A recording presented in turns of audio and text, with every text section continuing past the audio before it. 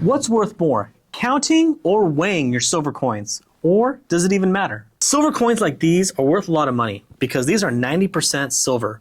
And these were minted in 1964 or earlier. So if you have a $50, a quarter, or a dime, that's 1964 or earlier, save it because this video is for you. So there's two ways to figure out what the value of these coins are.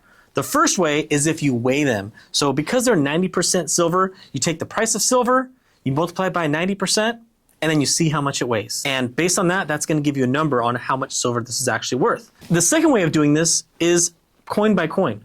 And the industry standard is there are 715 troy ounces in $1,000 in face value worth of coins. Now, what the heck does that mean? So these are 50-cent pieces. So if I have two of these, this is $1 in face value.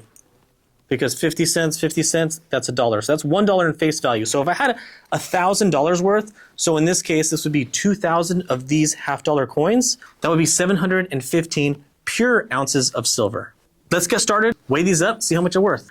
So just by weighing them, we see that it's 37.6 ounces. Okay, so if I have 37.6 ounces and silver's $31 and are 90% pure silver, we have a value of $1,049.04. Now let's see what they're worth by counting each one. Okay, so I'm gonna get my coin counter ready.